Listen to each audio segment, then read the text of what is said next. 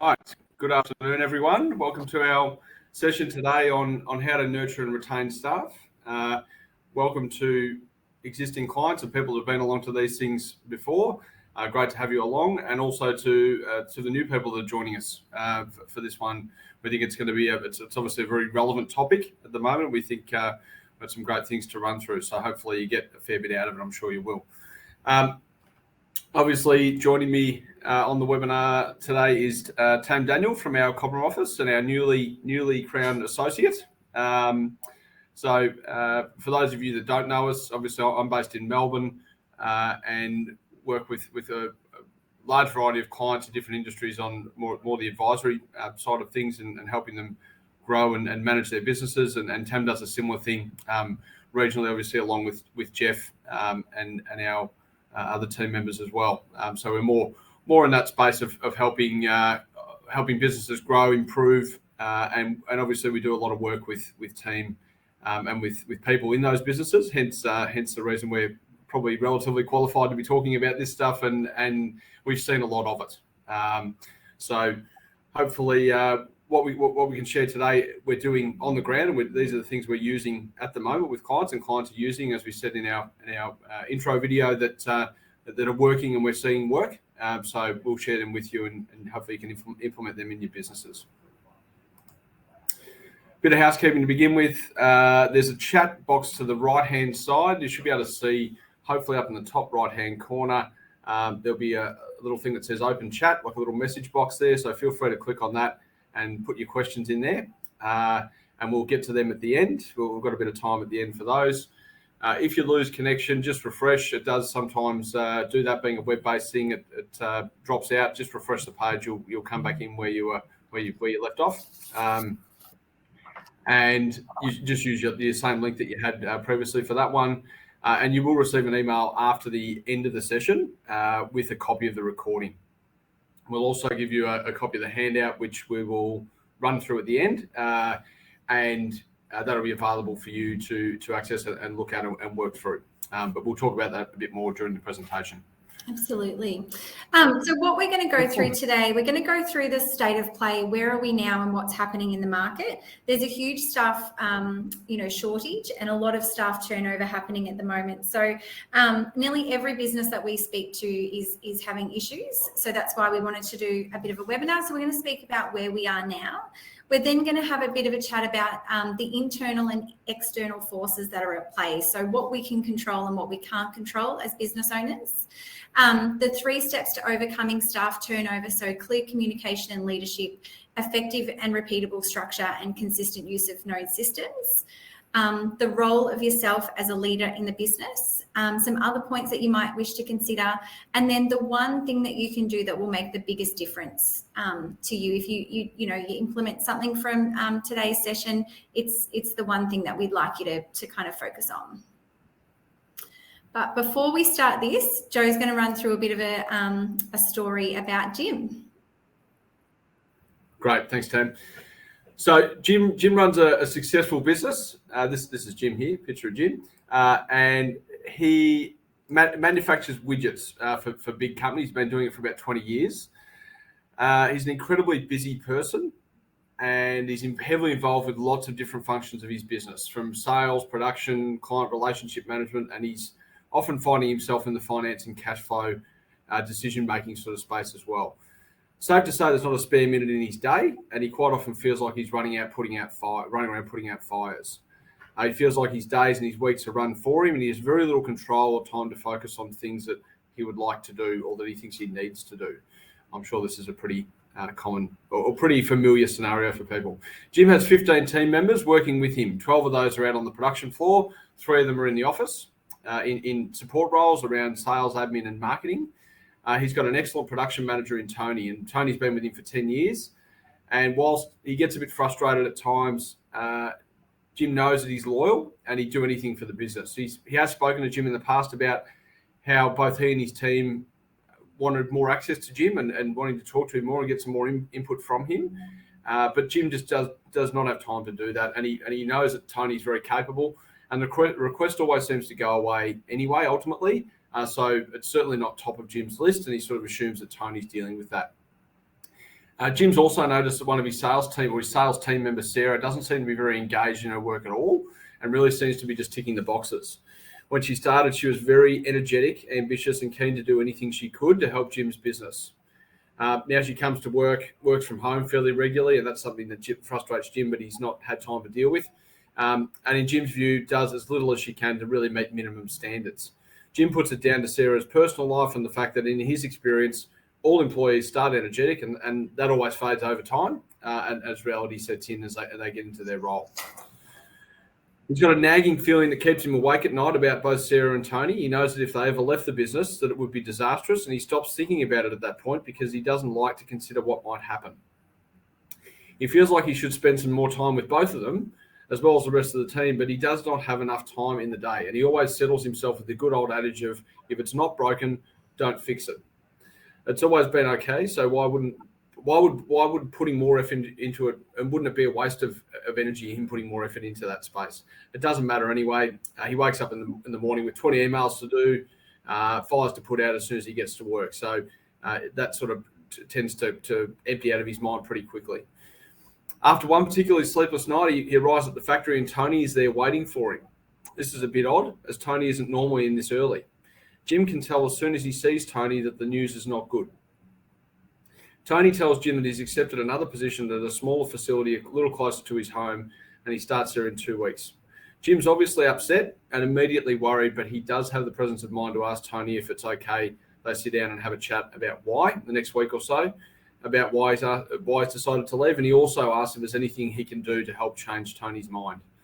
Tony's more than happy to sit down and give feedback, but tells Jim there's really nothing that he can do to change his mind at this stage. So they book a time and they get into the day. So I think as business owners, there's a lot of this story that we can relate to. So we know that it's hard to get staff at the moment, but what we want to, I suppose, really talk about today is that we're not ignoring those big recruitment issues and shortages at the moment, but the pain of losing some of those key people in your business is a lot worse. It just makes things a lot more worse for you. And we really want you to focus on what you can do as a business owner or as a leader within the business to really focus on retaining those staff. So I think it's something that we can all resonate with when we've got staff that are in key roles. And we're also busy as business owners. And I think, that's, I suppose, where we're going with the webinar today. Absolutely, and I think coming back to that, Tam, it's we probably all experience this at some stage. Unfortunately, where we've lost a team member, whether it be a very key team member or someone that we didn't expect to lose or whatever it might look like. And I think we can all identify with how that feels. Like even when I was writing that story and thinking, and I wrote, Tony's waiting for him when he gets to work. It was like, the hairs on the back of my neck were standing up because it was like, I just hate for people. You had to be in that situation. You hate for people to be in that situation, but it is happening a lot at the moment. So, and we're hearing about that a lot. So, as you say, this is really about time, and we're going to talk about that a little bit now. It's probably a little bit different. We are going to get into the 3 steps and the one thing you can do and all that sort of thing about retaining your staff. But before we do that, we just really want to, I suppose, put a different lens over it, so that some of these things you will have heard before, but hopefully you can look at it in a slightly different way. So why didn't Jim take the time to engage more with the team, even when he knew he probably should? Well, it's probably for a couple of reasons. One, if we all had the discipline to do everything that we should do, then life would be a lot simpler. But that's not the human condition. We all know we should do things and we don't do them. It's that's pretty simple. And if we can do some of those things, we're doing pretty well. And one of the key entrepreneurial paradoxes is that business owners have endless choices and opportunities and incredibly limited time. So as a result of that, what we end up doing is we focus on all the things that produce maximum returns in the shortest amount of time, because again, we don't have a lot of it. And a good team engagement strategy doesn't fit into that category. It doesn't fit into that immediate return for time put in. It's a medium and long-term strategy. Look, it might create some short-term wins as well, but it's not as obvious as perhaps focusing on cash flow and being able to pay your bills or get some money in, or things that you can do today and get an immediate result today or this week. They're the things that jump at us. Absolutely. And I think this Eisenhower decision matrix table shows us that of all of the things that business owners and we have to do each day, there's important and non-important tasks that are urgent and both not urgent. As Joe said before, we tend to focus on the urgent things, whether they're important or not important, the interruptions, the emails, the phone calls, if there's a crisis. They're the things that we get, our day gets taken up by. So we're mainly spending most of the time in quadrant 1 and 3. But this employee engagement strategy, is in quadrant 2. So it's important, but it's not urgent. So that's kind of why we tend to put this stuff on the back burner a little bit, but we want to try and get you to focus more on bringing that forward and seeing it as a really urgent thing to start doing. It's a really great tool to use this. It's not something you're going to necessarily. I've heard some business owners use it in that way, where they say, am I operating in quadrant 1, 2, or 3, or 4 here? It's obviously used pretty heavily in 7 Habits of Highly Effective People, and it is a really great way of explaining. If you look at it, and you can see pretty clearly why we get dragged into things that are not terribly urgent, but really drag our time. And once you get stuck in that space, it's very, very difficult to get out of it, and to operate into quadrant 2. So it is worthwhile, just every once in a while, having a think about the key things the things you're doing day to day. Where do they fit into this? Are they fitting into quadrant 1? Are they fitting into quadrant 2, 3, or 4? The other challenge with this is that obviously we can't spend all our time in quadrant 2, because there are some things that we need to do day to day. Like, again, we're all business owners. We understand that you can't just theoretically work through strategy every day. You've got to actually do as well. So it's that balance between moving between them, because there's a little bit of time required in each one. That's the tough part. But awareness around it is good. There's just a different lens to look through this through. So building a business without making some time for quadrant 2 activities. So again, that's important but not urgent. Is like building a house with no slab. It holds up for a little while, but the bigger and more complex it gets, the more likely it is to fall over. So you can imagine building a house. The first few parts of that, doing that. I'm not a builder. Apologies if you've got any builders on, but I'm assuming it's a reasonable analogy. First few parts of that, it might be okay. You start putting heavier things on there, put a roof on, all those sort of things. Like that's going to cause problems. Quadrant 2 activities can be summed up by the well-worn saying of working on the business instead of working in the business. I'm sure we've all heard that. These are the things that will add value to us longer term or medium to long term, and need to be looked at so we know where we're going to from where we are now. But they're things that don't give us immediate benefit, i.e. they're not urgent. So effectively we have 2 choices at either end of the spectrum here. We let the business take us where it takes us, and we deal with urgent first. By the way, both of these things work. Shouldn't say that, I think one works better than the other, but both of them work. That's been shown, because plenty of businesses are just built through just hard work and energy, and hard work's going to be there regardless. But that one works. But then the second option is we design the business to allow it to do what we need it to do, and then we regularly revisit and adjust as necessary. That's the strategy part of it. So we don't do that necessarily every day, but it's more of okay, well, this is where we're heading. We know why. We know why we're here, why we're going there. Here's the key things. Let's focus in on that, and then we fill in all our day-to-day stuff around that. As I said, both are valid, and only one effectively addresses things, but only one of them effectively addresses things like employee engagement and retention strategies, and that's the second one. I'm sure you see plenty of those, Tam, where that have worked quite well as far as even just option. Yeah, absolutely. And I think it just comes back to, as we said, putting a different lens on it and just switching your focus as a business owner a little bit. And a lot of these things, that's why they are quadrant 2. They're not going to make or break anything. So not in the short term anyway. So absolutely. Yeah. Oh, sorry. So it all starts with us. Pretty well everything comes back to this anyway. It doesn't matter what you're looking at, whether it be retention or not. If you haven't worked that out already, it always comes back to us as the owners. And our 3 steps that we're going to go through in a minute start with leadership, and that's for a reason. And we've included a section in the workbook that talks about your role as the business owner, and we'd encourage you to take some time to complete that, because that steps you through and says, okay, well, what are the key things I should be doing? that I know. And again, we can assist with that if you like. But what would be the key things that I would like to do if I had an ideal world? We're effectively creating an ideal role here for you. So what would they be? And then what are the things that are getting in the way of that? What are the things that are popping up that continually drag me away from this stuff? And how can I get around that? So spend some time taking back control of your role, your day and your week once you've identified the key things that need to come into your role. So step through that. We'll show you that in the workbook a little bit later on. But just spending that time, because once you get your role right, I suppose it starts there and then builds down. And again, this is not static. You can't just do it once and it's all fixed. It's do it once, try it, change it around if you need to, get better at it, improve, and gradually move to where you want to be, because it is a big change. And any of these things are big changes. Absolutely.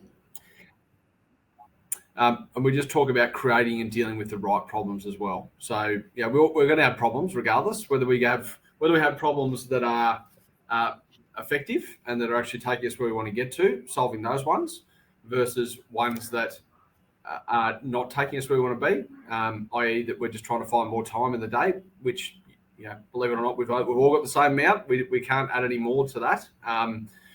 So finding the right problems and working on those is a key part to looking at your own role and how you want to structure that up. Absolutely. All right, so state of play. So this is what the market's looking like at the moment. There's a lot of talk about passive resignation or quiet quitting. So this is people that, a bit like Sarah in the example that Joe just went through, they're coming to work and they're doing the absolute bare minimum. They're almost, and they're frustrating a lot of employers, because employers are in this stage at the moment where there's such a shortage of people. They're a bit scared to rock the boat.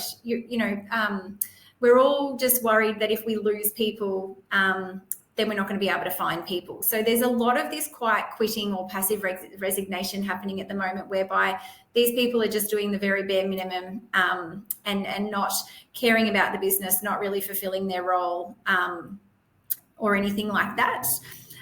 Employees with all the power. So they're kind of we're seeing a lot in businesses that employees are coming in and doing as they please, with little kind of respect for business owners. There's a lot of money being thrown around in the market, like ridiculous money, and people trying to poach staff off other businesses just because they need to plug holes in their own businesses. It's a very short-term focus, because obviously there's very big labour shortages and people are just trying to, as I said before, plug those holes. And employment recruiters are the new real estate agents, I suppose. They, they're the go-tos at the moment, and there's just such a shortage that we just, no business owners just can't find people. Absolutely. I think that, the recruiters are the new real estate agents. Like, real estate agents have done so well without too much, they obviously work hard, but without too much effort over the last little while, by virtue of the market doing what it's done, and houses moving at the values they've moved at, which is great. So that the work's come to them. And at the moment, recruiters are in the same boat. You're normally recruiters are chasing us. At the moment, we're chasing the recruiters, the shoes on the other. Absolutely. So why do team members leave? So there's two different types of forces. So there's the external forces that are out of our control. So money isn't normally a big driver to employees, but it obviously is at the moment, because there's ridiculous money being thrown around, and their personal circumstances. So you can't control what's happening in an employee's personal life. The things that you can control, though, are internal forces. So there's been a lot of research in this area over the last couple of years, and people tend to leave because they don't feel supported, they don't feel heard. There's no clear career progression through the business, or they can't see themselves moving up. There's not a focus on learning or further developing the staff. The business owners are not engaged with them, so they just let them do whatever they want. It comes back to that not feeling heard. They're not asking for employees' opinions on things or anything like that. They may have implemented some change and it's been poorly handled. So they haven't necessarily liked how that's been rolled out or how that's worked. Job security or confidence in the business. Obviously, we've just been through a couple of years of COVID, and there's businesses on each end of the spectrum. There's businesses that are booming and there's businesses that have had a really tough time. So job security or confidence in the business and the owners at that point might be quite low. But I think what we wanted to highlight here is that there's so many internal forces, a lot more than the external forces that you can control. And that's kind of what we're going to address today. And I think you were talking about before, Tam, the other exercises that we do with clients around this, around even workflow, their sales process, all that sort of stuff. Really, a lot of it comes back to internal forces, doesn't it? As far as things that we can control. We did a workflow process on our own business just recently, but I've just done one this morning with a plumbing business. And yes, all of us are experiencing shortages, and there's some holes in our workflow processes in every single business that is being stopped or can't be fixed because of staff shortages. But there's a hell of a lot of internal things when we go through that process that is bled out by just internal processes that we can tweak that would make everyone's life a lot more efficient and a lot more easier. So that's absolutely, it's such a big one. And the majority of the things that are bled out in that process is internal things that we can control. So of the one that I did this morning with the plumbers, there were 5 things that we were able to change within the next couple of weeks that's going to make a huge impact. And none of them have got to do with the skill shortage. So yes, that was an issue, and they thought that was their biggest issue. But as we discussed this morning, we can't control that, but these are the things that we can control, and they've got some homework to do, which is really good. And as we said, there can be no downside to improving the internal stuff. So even when we have a win and we get the stuff, well, obviously one of the actions is going to be, okay, try and go and get staff, which we know we're going to need to do for the most part. And certainly in that case you're talking about there. But imagine if you've in a position where you've ironed out all the internal wrinkles, and then you get staff in on top of that. Like that's a superstar level of efficiency you're going to get in your business. So there's certainly no downside to looking at the things we can control in the business and picking those ones that we think are going to get the most bang for buck, and then focusing in on those. Because as you say, there can be a lot of time and money spent on trying to control external forces, and all of it's going to waste. Absolutely. And I think the easiest thing to blame when someone does leave is the external forces, instead of, I suppose, looking within and looking at the business and what internally could we have changed to retain those staff. It's very easy for us to play the blame game and blame someone for poaching them or ridiculous money being thrown away or their personal circumstances. It's easy to blame that, whereas again, have that different lens on and look at, okay, so what could we have done better internally to kind of keep these people? Absolutely. And I think when we obviously deal pretty regularly on a regular basis with clients in a sounding board sort of capacity, and a lot of the time when we have these discussions about what's happened and why it's happened, there is always that completely understandable reaction of anger and frustration when something like this happens, and that's I think we all experience that. That's completely normal. But when we talk through it and we turn that back on ourselves to a degree, when we're ready to do that, you can always find something you can do differently, and to improve and try and do things. And sometimes, and we should say this, sometimes no matter how many of the things we're going to talk about today that you implement, sometimes you're going to lose people. And that is a shame, and it's part of being in business. All these things do is minimise the chances of that. And also, one thing that Tam mentioned at the start is we're not ignoring the attraction part and the recruiting, but these things that we're talking about here actually help with that, because they build that culture particularly in a small regional area, maybe not so much in a larger city, metropolitan, but smaller regional area, good employers and good businesses are known and they're sought out. So that will actually help with your attraction of staff as well. Absolutely.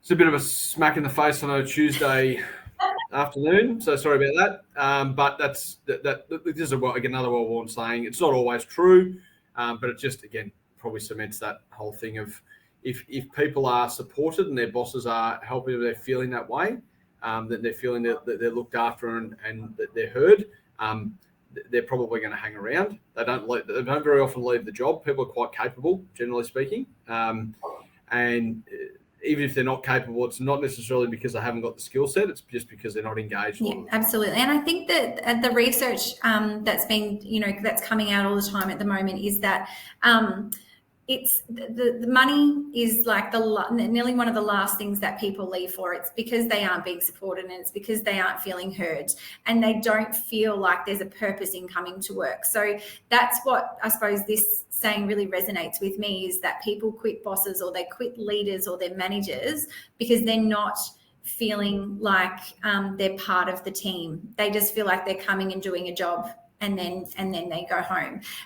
So generally, yeah, that's not the case. I'm not sure too many. We should thank Amy, who's now, while I think of it, that's put this together. So thank you, Amy. But and she's put this picture in here. I'm not sure too many people left this bloke at the peak of his powers, but I'm not sure they stayed for too many right reasons, actually, to be honest with you. But anyway. Okay, so overcoming high staff turnover in 3 simple steps. We're going to tell you all the answers now. It's really, really straightforward, hopefully. So change starts from the top. Owners and senior leaders, clear mission, vision, and values. That's corporate speak. Tam, when we were talking about this, Tam said, I say to people, don't worry about that. So why are you here and where are you going? And I said, that's a really good way of putting it, Tam. And I think that's as simple as it is. Why does your business exist and where are you going? That's all you need to be able to answer. There's plenty of, and look, we spend time with clients too, working through mission, vision, and values and things to get clear on that. But the starting point for this really comes down to just reflecting on that second question, or those 2 questions there. Why are you here and where are you going? And if you can give that some thought and put some general points down around that, you're miles ahead of most people. And if you don't know that answer to those 2 questions, why don't you know? And I think, to be honest, you probably do know. You just haven't taken the time necessarily to sit down and put it on paper. And that's okay, because when it's just you as a sole trader or an individual with a couple of employees, you don't necessarily, it's pretty clear as to what's going on because everyone's sort of involved and they know what's going on. When you start to expand sort of beyond that 5 mark of employees, it's not as clear. They're not always aware of what's going on. And, why not get that right from the start, I suppose, is our take on that. And it's also a useful thing as a business owner every once in a while to sit down and think about that. Absolutely. I think also it's really important from a staff point of view that they know where the business is heading. It helps give that job security and it helps give them a bit of a vision and where they might be able to go within the business and how they might be able to help support you. So I think it helps with employee engagement. It helps with accountability and things like that. If they actually just know why you started the business, why you're here, and then where are you going into the future. So mission, vision, and values is a really overwhelming thing to look at and go, oh my God, I've got so much work to do. But just really simplify it for yourself and just go, why am I here? Where am I going? And actually have that discussion with your staff members. The biggest thing that we do as business owners is we keep it all in our heads, or we keep it all so close to our chest that we just don't empower them and share that with the staff. And that can be a really rewarding thing for staff to do. So just consider sharing that with the staff. Now, not always, where are you going? You might be in the phase of selling your business. You may not want to tell them all of the details, but where relevant, try and share that vision with them as much as you can. Absolutely. I couldn't agree more. I think people have got to and I think COVID and other things have shown us over the last little while that, and even some of the stuff you read in the news about security and that sort of stuff, is that people have an overinflated view of how much people care about what they're doing and what they do and the numbers and all that sort of stuff. Like, to be honest, staff don't really mind that much about the monetary stuff and the profit you're making and the turnover. I think there's this fear that people go, oh, they'll know how much I'm making, and then they'll want to go and try and do it themselves, or they'll want more money from you, or whatever it might be. To be honest, the ones that I see where that's an issue are the ones that don't communicate this to their staff. The ones that do communicate it and they're all out on the table, much clearer, and the staff are like, okay, yep, I'm on for the journey, and they're more engaged. A, they don't ask about it because they know about it. They're not filling in gaps and assuming things. And B, they're more engaged, so the owners are willing to pay them more. So they end up getting that end game anyway. So it doesn't hurt to share. Try to share as much as you're comfortable with, and maybe test the boundaries of what you're comfortable with. Absolutely. So building the support structure. So have an organizational chart. So a lot of organizational charts that we, work with business owners on, they were done 6 years ago, and they've never been looked at again. So we need to be continually looking to see if that fits the business today, and if that's relevant for where you're heading into the future. It's a bit like your mission, vision, and values, Tam, isn't it? Like look at that 5 years or 5-10 years ago and stick it in a drawer with the org chart. Absolutely. What does your business look like, and where do people sit, and how do they progress? So it's really important that this isn't just a document for the business owners. This is really important to actually go through this with your team, and even get them to take some ownership and help you build this. So what does it look like? How does information flow from the business owners at the top all the way down to the bottom? It also helps with that career progression. They can see where they've got to go in the business, and where they might like to go. So are people within your business clear on their roles? You can't expect staff members to progress or have more drive and ambition if they don't know what's expected of them. If they can't even begin to tick your boxes if you haven't communicated what they are to them. What we attempted to do here is a similar thing to what we did to Tam's thing with the mission, vision, and values. Is really the org chart is it's a bit corporate speak. It's a bit of a people draw it up, and it's it is what it is, but really that's what it is. What does your business look like, and where do people sit, and how do they progress? That's the story of what it is. And again, all this is live. All this is live stuff. So it can be, it may well be there's a new role that opens up that goes on that org chart, and people can say, okay, yep, well, I can see how I can get there, off I go. Or they might, hopefully if they're engaged, they come to say, well, how do I get there? How can I progress through where I need to progress through? What do I need to show you? And you can communicate that clearly. And as Tam said, if you don't know what's expected of you, it's very difficult to encourage as well, because it's sort of like, well, what do you sort of know, again, it's sort of stuck in your head, but if they don't know what's expected and what above and beyond means, all that sort of stuff, because that's a common thing you hear, isn't it? We want our staff to go above and beyond. What does that mean? I think it's common sense for us, perhaps, but for staff and what they can do and where they can go, it's maybe not necessarily that common sense. So just be over communicative. Absolutely. So ongoing maintenance in your known system. So scheduling time one-on-one to discuss, listen, and understand. Start at once a quarter.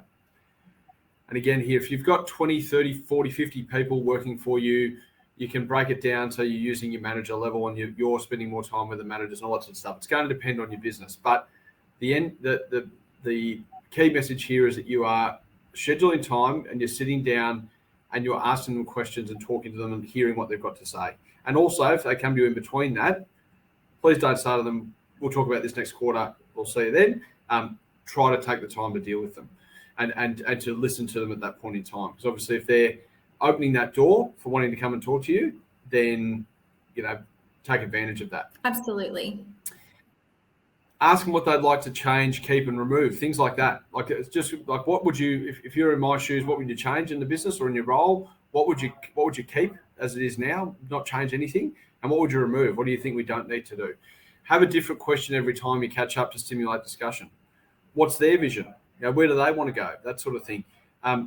And sometimes you won't need that question. Like, just have it in the background. Sometimes they'll come armed if they know it's happening, and I'll be more than happy to have that discussion and have some things to talk to you about themselves. But you want to have those things there to stimulate that conversation and keep it moving. Yeah. Sorry. I'll just butt in there. We've in the workbook that we've actually got some of those leading questions in there because we kind of, recommend that you don't have the same questions to ask your staff each quarter. So we've got like a list of them there that you can kind of, you don't have to try and reinvent the wheel. You can just use some of those and it's about stimulating that conversation with the staff. It can be really scary as a business owner doing that, asking them what they would remove or what they would change or what's working well or what's not working well, because you quite often come under the spotlight. So it can be a really difficult conversation to have, but you need to hear if there is people unhappy and there is things that need to change. You need to hear that as a leader of the business, because you can't change anything if you don't know it. So if you bury your head in the sand and don't do some of these things and you're so busy in the day to day, you just don't see these things that are festering, because they might be tiny little things that are really easy to change, but they're really bugging the employees, or they're really, festering with that. And that's what we're trying to avoid here by having these regular catch-ups. Yeah, and there's also, so there's that picking up the negatives. We were talking about this morning, Tam. There's picking up the negatives. So yeah, hopefully they're coming to you with those in between, and that culture sort of improves as you have more of these conversations. But the other thing is that they work in your business as much as you do, and they can point, and they see things, they see the world in a very different way. So there may very well be things and opportunities and positives that they can spot, that they can put forward that you won't even see. Now it's up to you whether you want to engage with that and take it further, but certainly there's opportunities both ways. It's not just about preventing the bad stuff. It's also about encouraging Absolutely. the good stuff. Yeah. Picking them up, if they've done something well, congratulate them for that, or, pat them on the back and just say, awesome job on this, on this. You want to be providing that encouragement, constructive criticism where needed, and then that open forum for them to discuss any issues that they have. And I suppose what Joe said before, what is their vision? So they may want to buy a house and they may be trying to juggle 2 jobs. And if you kind of give them a career progression, they might just, dive right into it and just tick all of your boxes and be worthy of a pay rise, which is then going to tick their boxes. But without asking that question, you don't know where they're wanting to head. So I think it just gives that forum. Yep. So appropriate levels of staff meetings and communication, talk to the staff to see what they would like to experience and build it from there. But quite often when we talk to our team, they're very different. What we perceive they would like and what they would actually like are very different. And quite often what they're expecting and what they need from us, and we're going to come back to our story to Jim at a later time here, but what they need from us is a lot less than what we actually are scared that they're going to need from us. Or that we're willing to commit. So it's a really good way to understand what that looks like without just creating meetings for the sake of meetings. We don't want to be doing that either. It's really a collaborative thing. And again, just like what we said before, move it around. If the meeting's not working or it needs, or the agenda needs to be, presented in a different way, or they don't need to be run as regularly or more regularly. These things aren't set in stone. That's a great thing about, being in business. You can move things around. It's your choice. So just move it around until it works. Absolutely.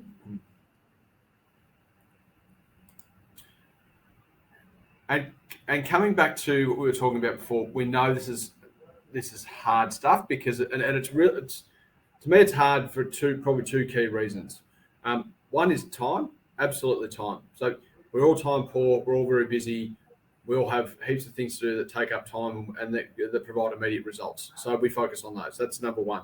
The second thing is, as Tam identified before, these conversations can lead to things that we're not terribly comfortable with, or that we're a bit concerned about what the outcome might be or where that conversation might go. And I think it's well worth it. Look, the downside of that, you may find yourself in an uncomfortable spot, but the upside from having those conversations and your employees feeling closer is a lot greater than the downside of perhaps being a little bit awkward for 5 minutes. So just keeping that in mind. And again, I've never seen one where it's gone, horribly wrong. It's just generally the worst thing that happens is a bit awkward. It's a little bit strange, a little bit forced for a little while, and then it gets better. Because the reality is, if you haven't been doing this and you haven't been engaged with them, then it's going to be different for them. Some people react very differently to that. Some people that want it will be very much, yep, cool, let's get into this. Others that perhaps are a little bit less inclined to go down that path or to open up, it's a new thing, and they've been very happy not opening up or not talking. So there is going to be a little bit of a challenge there. But again, these are the definitely. I think what we want to say here is that you can't half do it. By half doing this and kind of starting the process and then maybe stopping, it's going to have the opposite impact of your culture on your culture. So if you start having catch-ups and tell the staff that we're going to catch up every quarter, and then you don't, that is going to make them feel like they're really unheard and that you don't care about them. So what we're saying is you can't half do it. So if you whatever you say you're going to do, you've got to follow through on that. So just be mindful of that. It really does require your full commitment to be successful. So you have to be committed to the process. And it requires belief in the process. So we will not do things if we don't see some sort of tangible benefit. And as we went back to the that table before, this doesn't necessarily give you a tangible benefit now, but it will help improve your culture and your staff retention down the track. So have belief in that, and just keep going and keep implementing, and you'll start to see the positive effects of it as you go. Yeah, I think that the other thing with that is that, requires belief in the process. How do you get belief? Well, you spend a little bit of time thinking through it, using someone like us as a bit of a sounding board to work through that, put the plan together that you can commit to, so you're not stretching yourself. Again, we're not asking, not suggesting this is half your time or 2 or 3 days a week or anything like that. It's more of a focus thing, and then the time actually spent with the structure part that we spoke about, step 3, is very minimal when you look at your number of hours in a month or a quarter. Very minimal. So it really comes down to, okay, how available am I for that opportunity when they do knock on the door? We always talk about open door policy, which is great, except quite often there's the door's open, but there's a glass one there that you can't see that they walk into when they wander in the door. So, and not that people are standoffish or say, well, I don't want to talk to you. It's a time thing. It's a time thing and their energy. And quite often the feedback we get from staff too is, oh yeah, they're happy to talk to me, but they're not there. Like their brain's not there. That you can tell that they're thinking about something else. They're not engaged. They're not present with that in that conversation. So as Tam said before, even if you do the very basic level of thing that we're talking about here, which is that one thing you can do, and you can commit to that, just start there. But if you can't even commit to that until you can, don't start doing it. Don't commit to doing it and then not do it, because as you said, Tam, it'll have the opposite impact. So your role as an owner and a leader is to coach. This is a Jeff Everest mantra. I wrote this down and I realised that's I've just copied exactly what Jeff says all the time. So coach, set and maintain the game plan. We won't talk about he talks about the Richmond game plan, but we won't talk about that. Set and maintain the game plan in your business, and that's your role to do that. Set the rules, set the guidelines, and then maintain it. It's not to be the runner, the coach, the water boy, the trainer, the player, all those things. You just can't, you can imagine someone trying to do that. It'd be comical. But we do it every day in our businesses. So we need to find a way to prioritise discussions with our team members, because they are who our businesses are at their core. That the bigger our team is, the more a part of the business they become. Obviously, because they're just sheer numbers and the amount of clients and customers that are dealing with them, they become our business. So we need to Absolutely. prioritize. And as a business owner, it's really easy. You can micromanage. I think Joe mentioned this before. You can micromanage under 5 staff. As soon as you get over 5, you just can't do it anymore. And you really need to change your mindset into that coaching and delegating and sharing the load. Because if you don't, you're going to keep trying to micromanage and it just doesn't work. And that's why we wanted to, whilst we're talking about these three steps that you can take to retain, that's really why we wanted to start with that, with the time management and that focus on your role as an owner, is because you will have heard all those 3 steps before. I'm certain you'll have heard those things, but they don't happen because of the time factor and the focus. And that's as simple as it is. It's no short-term benefit. Other strategies, this is only after our base where our slab is set. These are other things we can consider, but they're not. A lot of places start with these, and it's not where you start. It doesn't help. It might help very short term, but it doesn't help medium long term. So bonus systems, so rewarding staff based on performance, equity, similar things. So bringing them into the business to be an owner, a part owner in the business. Management training, leadership, external training. That really comes down to what we were talking about before about staff wanting to develop and team members wanting to develop themselves. So giving them that opportunity can be a really good way to engage them and for them obviously to learn some new skills and bring that back to the business. Accountability, measurement, and KPIs. Again, there's no use holding people accountable or having KPIs if people don't know what they are or why they're there. So that's an outcome after some things need to be put down or after the base is put down.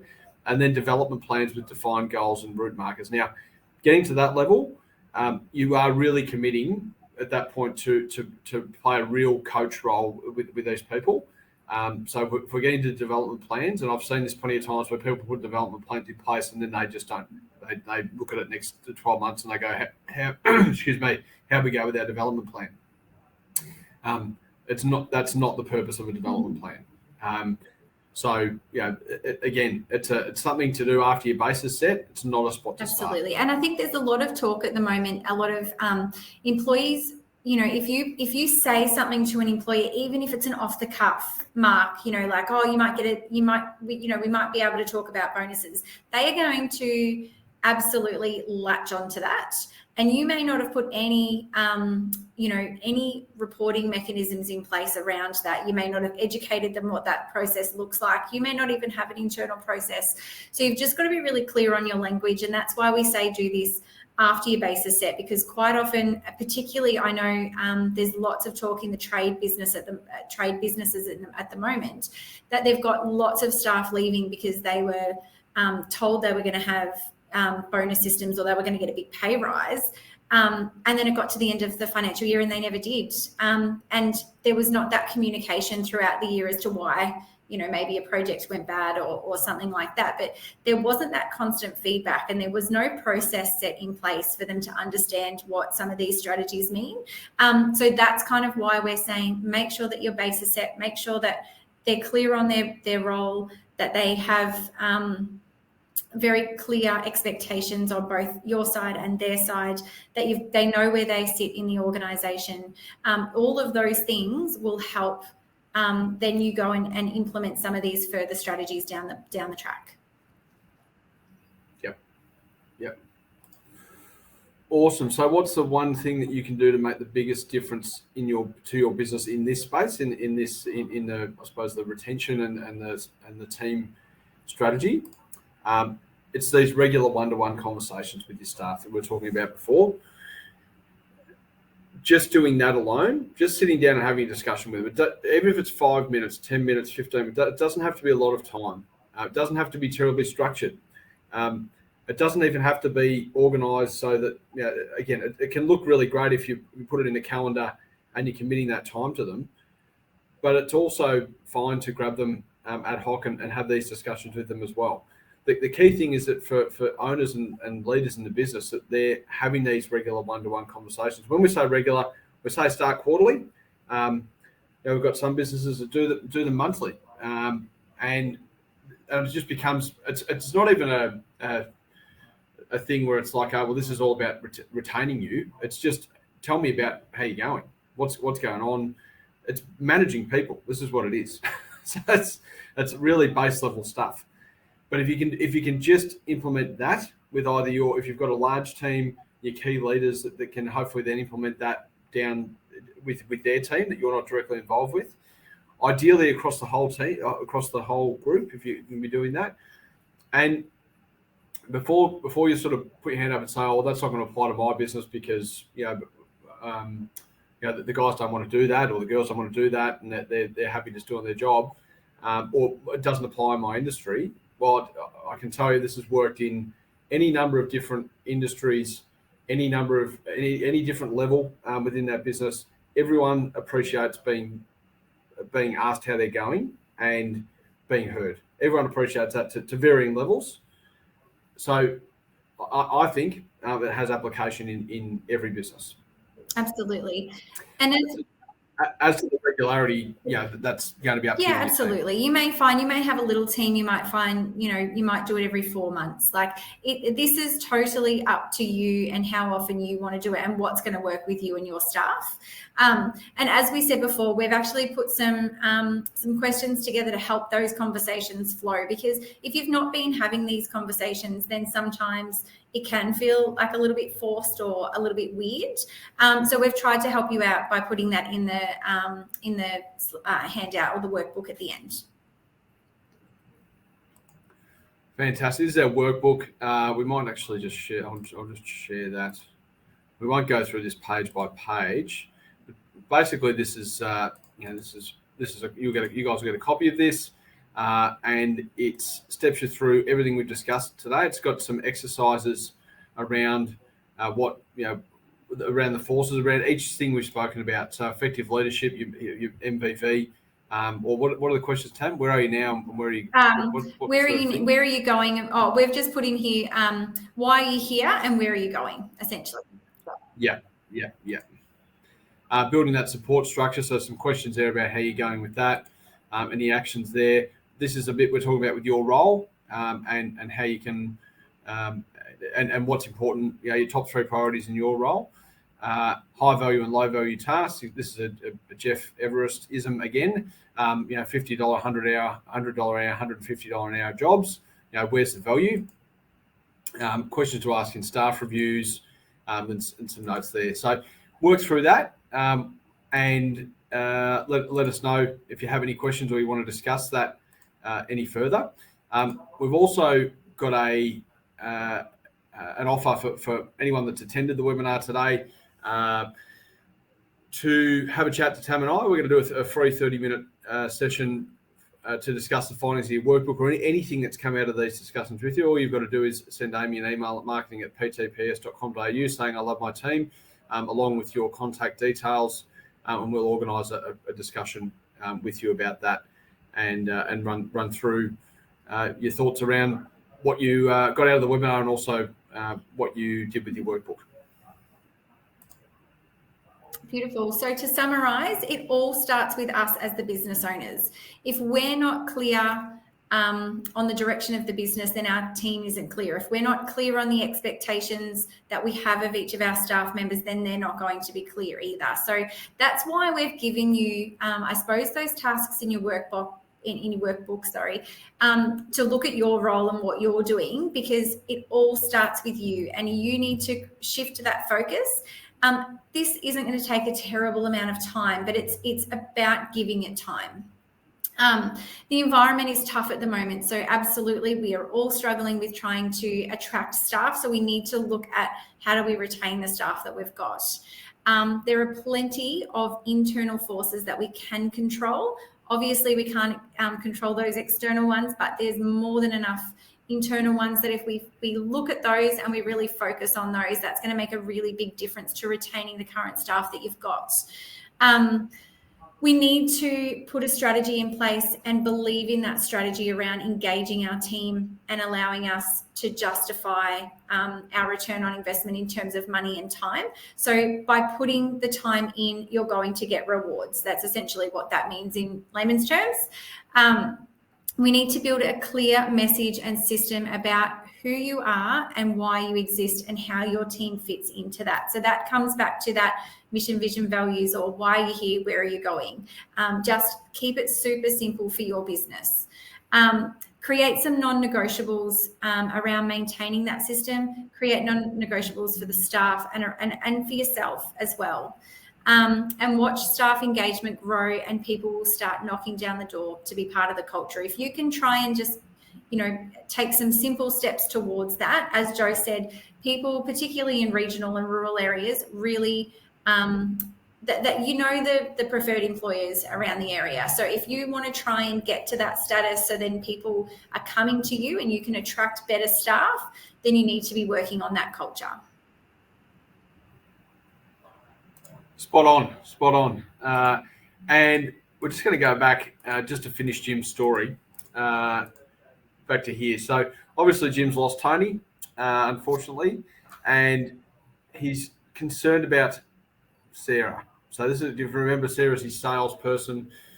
And one thing that his interaction does with Tony is that he's got to sit down with he knows he's got to sit down with Sarah. So all of a sudden it's gone from being a quad 2 task, this whole sitting down with Sarah and Tony thing. It's now quad 1. This is now urgent for him because he's lost a team member. So it's now very real. So he immediately makes a time with Sarah to sit down that day and have a conversation about how she's going. And it's a bit of a wake up for Jim, to be honest. Sarah takes full opportunity to respectfully let Jim know that he's not making anywhere near enough time for his team. She knows that he's busy and working hard, but her lack of ability to talk to him about anything at all has meant she has lost all interest in being able to perform her role. Jim thinks back and remembers that Sarah has actually come to him regularly for a long time about things, and he didn't make the time, if he was honest with himself. He thought it was all fine because she kept going back to getting her work done and had stopped bothering with requests. But it appears in hindsight that he actually had been the chief cause of her lack of engagement.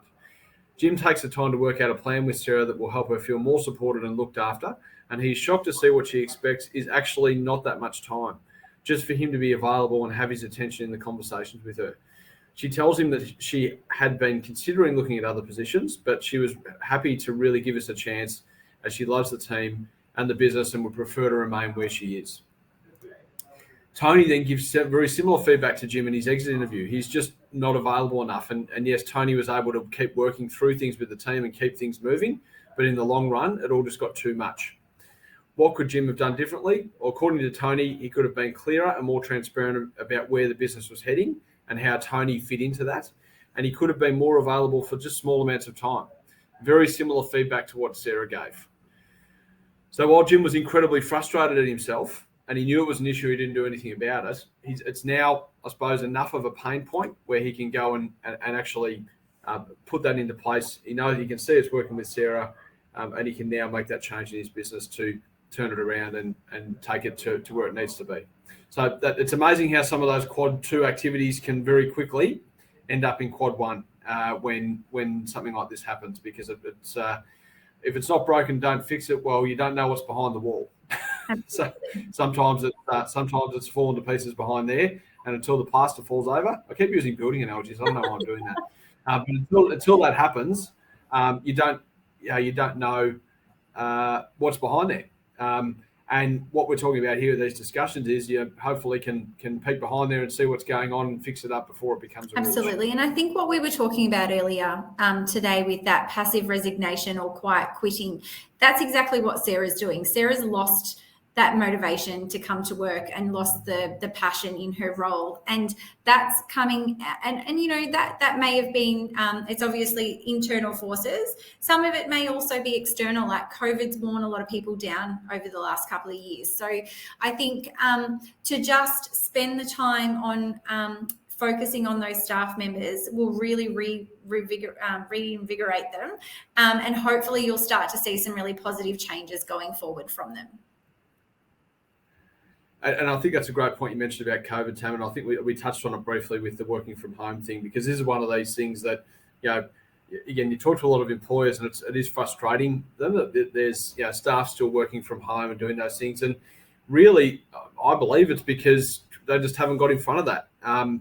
Employees will be more than happy to talk to employers about that for the most part, and to work out a solution that works for both of them. And employers do have that ability to be able to talk to them and say, okay, well, yeah, look, happy to work some from home if it works with your role, but we do need you here from time to time. So, and these are the reasons why. Again, it comes back to setting those expectations and being clear with them, being reasonable with them, and being able to work through that with the individual staff member. Looking at the questions, we don't have any, so we must have answered them all as part of that presentation, which is good to know. And Amy's going to put up a little review thing. So if you're happy to leave a review for PTP or for the webinar itself, please feel free to do that. Please reach out to us, as we said on the email. More than happy to have a further discussion and to run through that with you and how we might be able to assist with some of those things as well. Happy to help. We understand that, as we said a number of times, it is a really challenging issue that we're all dealing with at the moment. So more than happy to just have a discussion about that. Please reach out, and thank you to Tam for your work putting this together and the content and being part of this, and also and Amy as well for putting it together and for getting it out to the community. Definitely. Now we've had a question from Louise. So Louise has asked, hi, when asking staff what they would like to change, how do you manage the suggestions if their suggestion is something that you can't implement or don't want to implement? This is a really great question, Louise, because this is part of, I suppose, the barrier as to why people don't want to open that door to their staff. Joe, how would you tackle that? Yeah, precisely. This is the biggest fear people have. And look, it really, I think that there's a little bit of politician stuff that goes on here, because the reality is, in a conversation like this, just to be clear, is we're not solving problems in a sit down. So we're not sitting down to have a conversation about for them to tell us their issues and for us to fix it for them at that point in time. All we're there to do is, and not to say we're not going to fix some of those issues or deal with them, but all we're there to do is to hear what they've got to say, understand more about what they're saying and why, and then go away and have a think about it, and be able to come back to them at a later time. Because people don't expect, or reasonable people don't expect you to be able to just answer those sort of things on the spot or to just be able to fix things straight away. So the way I would deal with that with Louise is to perhaps say, look, thanks very much for your suggestion. Where does that come from? Like, what's tell me more about it. What's behind it? Because it may well be, whilst it's not a great idea on the surface, perhaps their thinking to get to that point is actually quite valid. And there may be some things in there that might change your perception of that. And whilst the end outcome that they got to may not be where you go, there may be some things that they tell you and talk through that really help with that. And you'll be in a position where, you can collaborate and get to something that does help. Or you'll be able to go back to them and say, look, I've had to think about that, and based on what you've said, these are the things I reckon that'll work really well, but I'm just not sure this is the perhaps the right outcome or the right way to go for this reason. And that's really why it's important to know the why and the where you're going, is because you can connect it back to that. It's not a personal thing. It's okay. It just doesn't fit with where we're heading as a business. If it doesn't, and if it does, then great. Absolutely. I would also suggest a compliment sandwich, Louise. So absolutely, I would get all out of their head what their suggestion is, and ask why, how they've come to that, why they think it might work, all of that. Then just take time to digest that and really think about that yourself, and then come back and give them a bit of a compliment sandwich. So kind of say, thank you so much for your suggestion. I've really had a bit of a think about it, and I think this, I don't know if that could work because of these reasons, and really tell them why you don't think that would work in the business. And then, really, I suppose, finish it off by, just saying, this is exactly what I'm after. I really want you to start thinking about, the ways to change things. I want you to keep, doing that. So kind of doing a positive at the start, a positive at the end, and then putting that negative bit in the middle. I tend to always do compliment sandwiches when I'm trying to let people down. That's me. I don't like to, I don't like conflict and things like that. So that might be a way to tackle that if you're a little bit more like me. Also, and Louise, it looks like you've said good reply. So hopefully both of those things are useful for you. And thanks for the question. Absolutely. Really appreciate that, because I think that's like if we're going to have one question that probably summed up the question a lot of people would have, that would be the one, I reckon. Absolutely. So thank you very much for asking. And I think just don't be scared of what their feedback's going to be. And really, again, as we said at the start, business owners, we tend to hold on to so much. Explain why it won't work, and then that probably gives them the validation that you've really heard them, and as to why that wouldn't work, but that you're really prepared to work with them going forward on finding solutions. So keep coming to me and that type of thing. Awesome. All right. Well, we've gone a little over. So, any other questions? Please feel free to send them through. We're happy to engage at any time. As I said, get in touch with Amy on the marketing email. We'll get a time in the calendar and we'll have a chat. Thank you very much for your time. Sorry, we've gone a little bit over. Hopefully we'll see you again now with our next webinar on our next topic, yet to be decided. Beautiful. Thanks for coming along, everyone. See ya.